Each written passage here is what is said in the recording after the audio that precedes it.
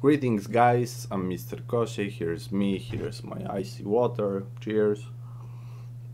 And today we're gonna talk about rhythmical accuracy. Some of you might have thought that why not just rhythm, right? Why rhythmical accuracy? And I could call it rhythm, just rhythm, but rhythm is so boring. Like, you never heard something like rhythmical accuracy, right? So here's me, a very clever video title. And it also leads me to the actual question I'm gonna ask you, or present a question you might want to ask me. A few more words about rhythm. Actually, rhythm is the one of most important things in the map. You want to get it right, and some people want to get it right so badly that they do it separately. Like, most of mappers do aesthetics and rhythm at the same time, and some people just like to do rhythm in the editor, just don't give a fuck about aesthetics, just get the rhythm right and then sort out the objects, right? So you can try both ways, see what's best for you, and pick one. In my honest opinion, the mapping it separately is just wasting time.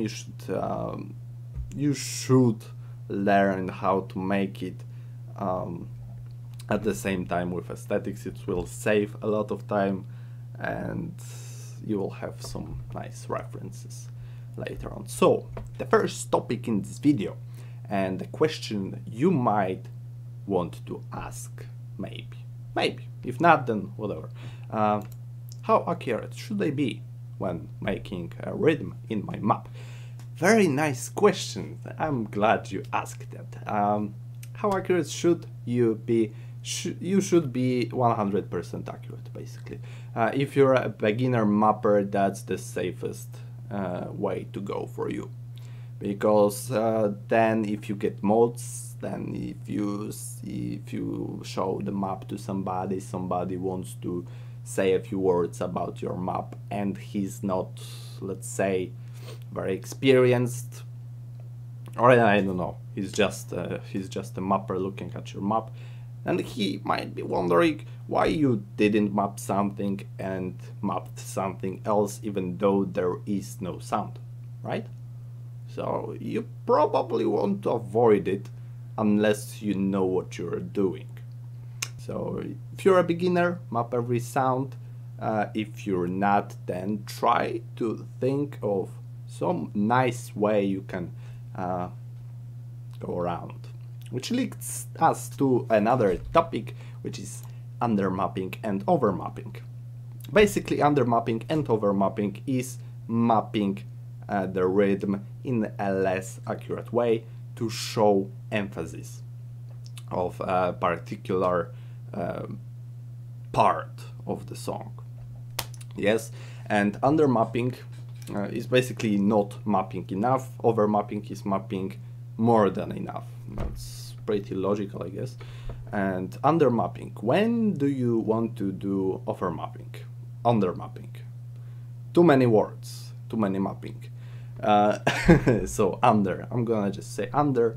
When do you want to do under mapping? You want to do this when the song gives you so much that you can't effectively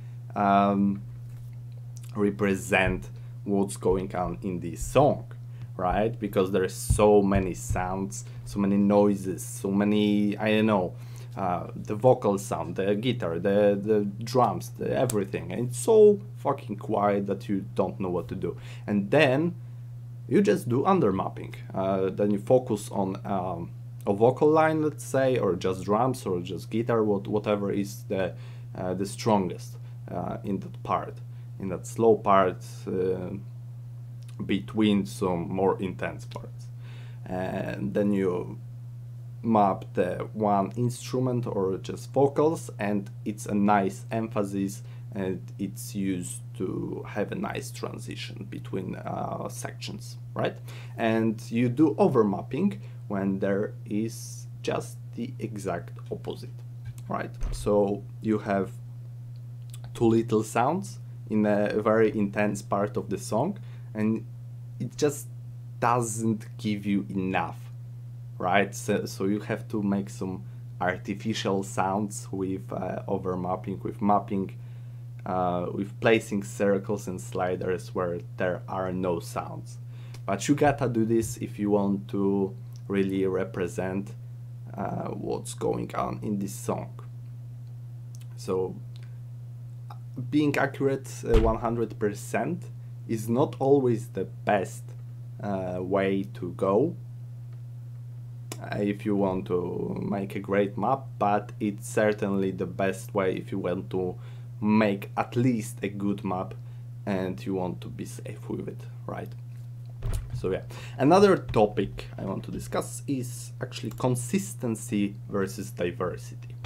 Many of you might think like, hey, maybe if I'd make a few nice patterns and then a few more and a few more there, and it will be all fine because the map is diversified, the player is constantly exposed to new experiences, and he just constantly experiences something new. Then it's fun, yes, because constantly changing rhythm and all that stuff should be fun, right? Well, it's not, and it's a bad way to map. And if you're just making a one pattern and repeating it over and over again, then you might maybe think that, hey, maybe that's what's right, because what? It's a good pattern, it represents the song, and it's playing all right. Shouldn't I just copy paste it throughout the whole song? No, you shouldn't. So let me explain what I just did. I actually don't know, but the point I'm going to is that it all depends on the song, and you're going for that balance in the song. In other words, you're going for that equilibrium, right? The balance in all states. If the map is very monotonous, the patterns are constantly repeating themselves, then you should probably make a bit more, like diversify your map and make a few versions of that pattern. And that's making the map more fun. You're going to the equilibrium, you need to make more, so you diversify. But if you diversify already a very diversified fucking hard word, a song, then it's gonna be a mess, because there will be a lot of patterns and a lot of going on, and it will be a mess. Then you want to be very, very consistent with what you do, because there are a lot of different patterns, a lot of different sections in the song, and they are all a bit unique. And then you want to be consistent so the player can associate the single pattern with one pattern with one part of the song, and then it's very nice to copy paste. And then you'll make less patterns than you would usually do to keep it balanced, basically. That's a fucking long video. It's already 9 minutes. Alright. So the last but not least, actually the most important topic I want to talk about today, and final, is listening to the song. You might have thought that this is pretty obvious, but it's not. And actually, I don't know if I shouldn't have put it at the beginning, but well, it's at the end, just because I can show it in the editor. So I'm gonna show you how I do it, basically how I listen to the song, how you should listen to the song, and how to represent it in the editor. I'm gonna go to my very nice map. Wait, effects. Well, do I need effects? Maybe not. 50%. Yeah, that's fine. 40. Okay, 50-50. Nice. Play. This is actually a song map I played 5 hours ago. Very nice, actually, example of under mapping, at least at the beginning, because the song gives a lot of different sounds, and the mapper decided to just ignore most of them in favor of a nice build-up, a nice introduction to the song. So listen with me right now. As you can see, some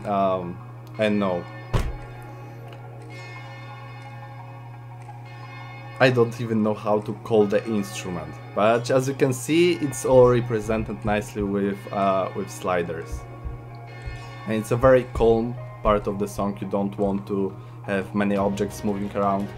Now it's a little bit building up, not 100% accurate with what's going on in the song, but it's a build-up, and it's a very nice build-up. Now we're getting actually pretty much 100% accurate.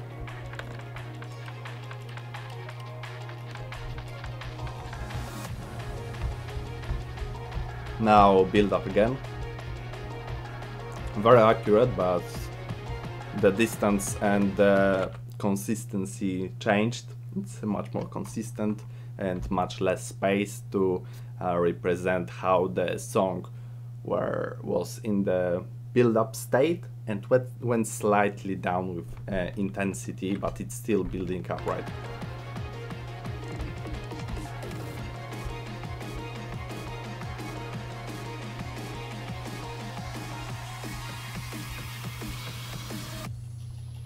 A nice spinner to represent the noise, and very nice hit sound actually on that spinner. And we're going strongly with 2 times the SV with the section where the song actually starts, the intensity, all that stuff.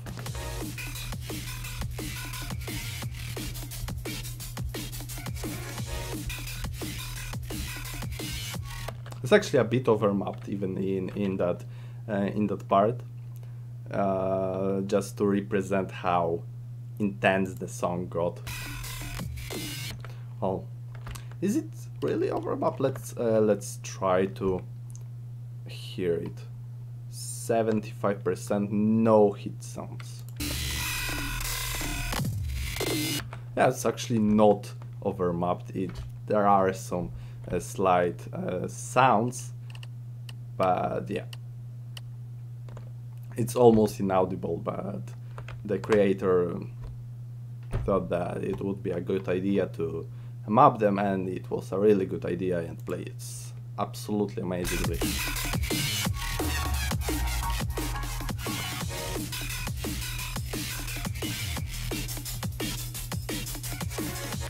Yeah, very nice map. I encourage you to play it yourself. Key of Time Pieces by Rego. Very good map. I recommend it. It was actually in Spotlight, but I don't know which month. So yeah, whatever. Let's jump into the editor of my One Man's Bird, and let's select everything and delete it, and delete all the bookmarks, so we can start freshly. And I'm gonna say a few words on how to listen to the song. So the first thing you want to do while actually starting mapping is to listen to the whole song and make bookmarks on very unique parts, on actually where the song changes. Think of the way how to represent those parts in your song, but I'm gonna talk more about it in the structure and consistency video. and in this video we're gonna just make a small portion of the map just so you can see how the rhythm is done, right? So first thing we want to do is to set our volume to the right volume so we can hear everything, and listen and stop at the point where the song changes, right? So you can play and pause the song with C key or space, or you can waste your time and click here, but then don't be an idiot, just click C or space and listen with me.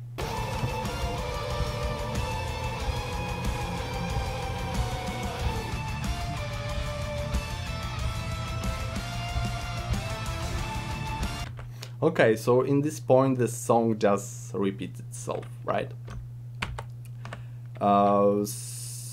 This part is basically the same thing as this. So we're just gonna do this one, those 4 tacts, and the second will be just copy paste basically with different location of each objects of each pattern to make it a bit diversified, right?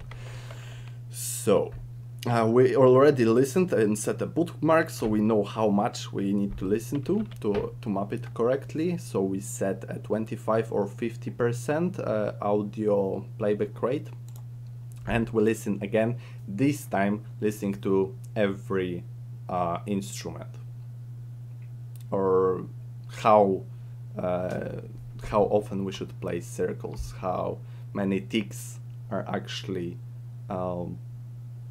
taken by sound, if you catch my drift. So let's listen together and see if it's all on 1/4 tick, or is it sometimes a break on blue tick and then it jumps to the red one.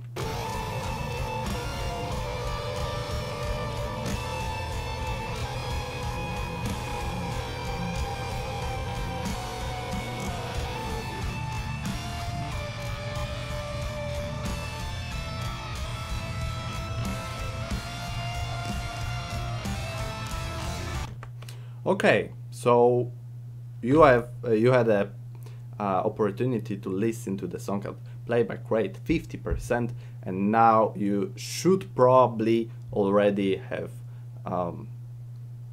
noticed that there is a sound on every single tick, every 1/4 tick. And you should probably have noticed already that there are 3 different instruments. Did you notice that? If you didn't, then you're a beginner mapper basically, and practice listening to the song and basically mapping, right? And then you can ask somebody experienced if the rhythm you made is alright, or if it's not. If it's not, then try listening harder and make it more accurate. So yeah, there is a sound on every 4th tick, every 1/4, every blue tick. I'm gonna set some rules. If I'm gonna say every red tick, that's gonna mean every white and red tick.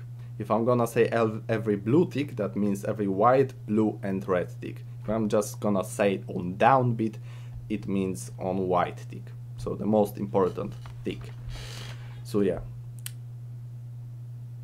I thought I heard kids. Well, let me get me water. And let's begin. So you should probably, maybe you thought that, hey, every blue tick there is a sound, so maybe I should something like this, right? And just convert it, bang, we have a sound on every single tick, it's all fine.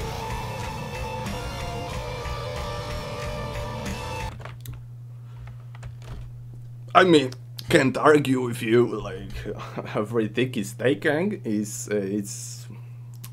very accurately represented what's going on in the song, but it's not quite how it should be done. So yeah, there are more instruments. There is not just drums. There are also the sound that that high-pitched instrument going on in only a few places. Let's see if you can catch it. If you did, then congrats, you're a little bit better.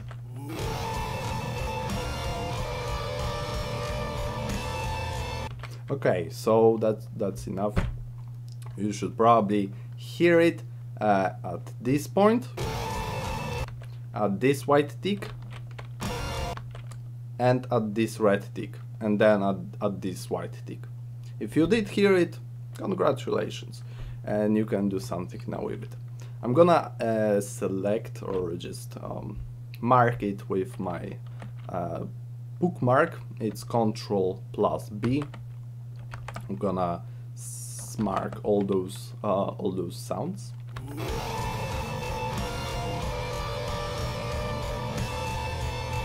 And also we have a guitar that repeating two sounds on the whole space from downbeat to downbeat in here.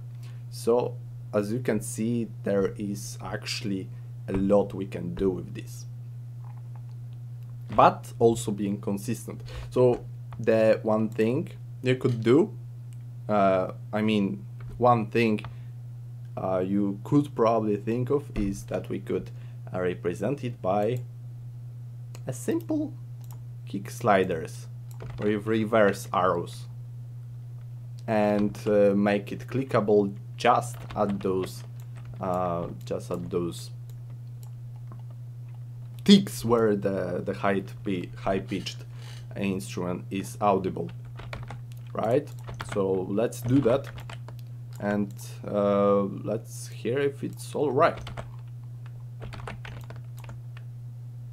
And I'm gonna end with a circle because I like to do that, just because that. Also, don't look at the statics, at the placement of those kick sliders, reverse kick sliders. Only thing that matters for you is this at the bottom and this at the top. Actually, this at the top matters more than this at the bottom. Whatever. So let's listen to it and see if it's any more accurate. It is. It is very much more accurate. Now,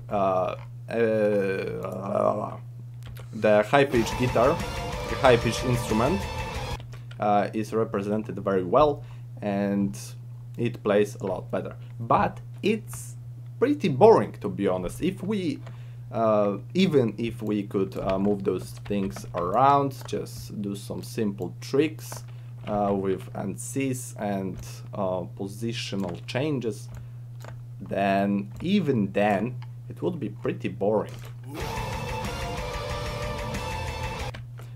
It would be almost like that 2B map Mayday.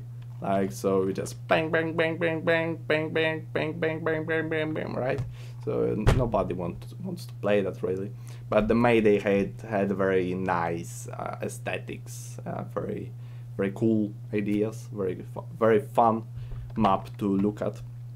But we're not making a 2B map, we're making something rankable and hopefully very nicely designed in terms of both rhythm and aesthetics. So yeah. And we want it to be nice to play, I forgot to say that, but playability is actually something I'm gonna talk about in yet another video. Or maybe I won't, because it's something that connects both rhythm and aesthetics. If you have a nice rhythm, then it's already making the playability worth more. There is more playability in the map. If the aesthetics are also nice, there is double the playability in the song. And if the structure is also nice with consistency, then you have a very nice playability. So it all adds up. And yeah, going back to our one man's burden. Yeah, how else we could do it? If not reverse slider, then maybe stream. How about stream? If we could do something like this, maybe convert the sliders to streams with Ctrl+Shift+F. We're gonna talk about this more in the streams video, and change this for a similar stream. Just, yeah, we need to add more circles, something like this. Change it, and we're gonna not change that because there are those very nice guitarish sounds at lower pitch that we also want to represent. But let's see just those two, how they sound like. Pretty good, right? Because we have a kick slider that's worthless with making additional 2 notes. So we just make a kick slider. Kick sliders are actually very nice tools to make transitions and to make jumps in streams to represent very nice guitarish sounds and to just replace streams in some cases. So you want to use them quite often, actually, if the map is streaming. So yeah, we did that, and it sounds very nicely. And I already said that kick sliders are very nice to represent the guitarish sounds. I left a reverse kick slider, which might sound good. Let's listen again. But is it really good? I mean, it's accurate, but is it as accurate and as good as it could be? I don't know. This is actually subjective. Some people would like to see this as just a reverse slider, but I think you could get even more accurate than that. Because, as I said already, we can use kick sliders for representing very nice lower pitch repeating guitar sounds, just like this one. So we're gonna copy paste these little 2 kick sliders and make something like that, which is a little bit more fun to play, and it represents it even better because the first sound that we mapped is actually lower pitch and the slider tick is higher pitch, and now it goes back to the same sound, and with reverse kick slider it would just be another reverse arrow, and now we're just making the same thing, which makes it very much more consistent, and thus the structure goes up, and that's something you want to do. So this is what I just did for quick. Very nice rhythm, in my opinion. There is now something that's slightly different, but that's just matter of the high-pitched instrument. The name I cannot remember. So you'd probably make another stream here for consistency, of course, as well. And maybe another stream right here.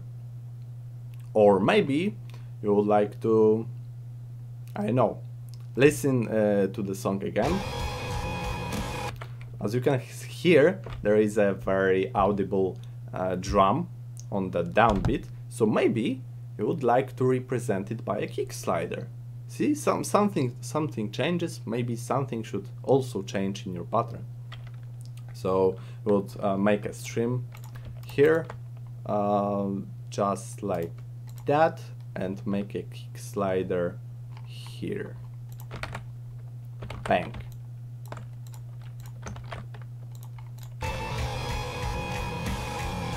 And then there is another stream, so you can just copy paste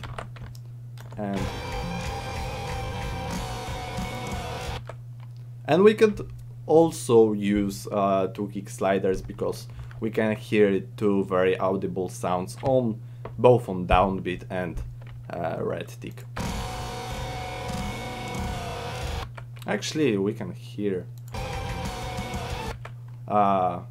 something more interesting in this one, because there is a very audible thing on downbeat, but also on red tick and the second blue tick. Right, so maybe we should do something like a kick slider and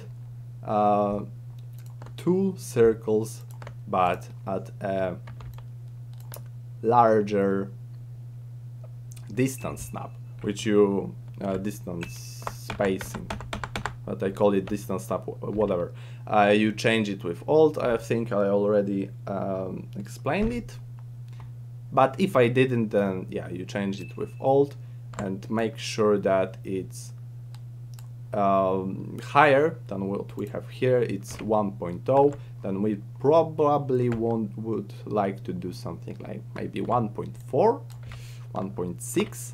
I will talk about this in aesthetics videos as well, because there are very nice ways to emphasize the song in visuals, not just rhythm. Yeah, we can make a denser rhythm and add a more intense part of the songs, and we can overmap it, undermap it, and stuff, all those stuffs. But stuffs, what the fuck? Stuff, just stuff.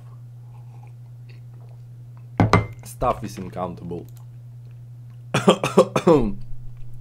So yeah, this is part of aesthetics, but yeah, the rhythm would be the same. Only thing would be just the spacing, and then we would basically copy paste this part, because it's the same thing. If you were listening carefully, though, so yeah, should be the same. Let's listen again.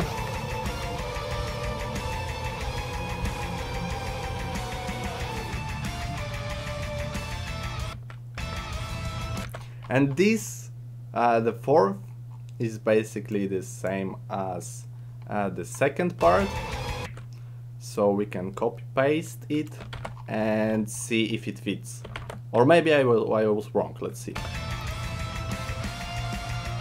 Yeah, I was a bit wrong, because there are more emphasis on this, I guess. No, actually not. It's actually emphasis on blue tick this time. But we also have that very audible sounds on blue and red tick at the end. And then it's basically the whole section we just did again, right? So yeah, and how I would do this, I'm gonna explain this probably in aesthetics video, but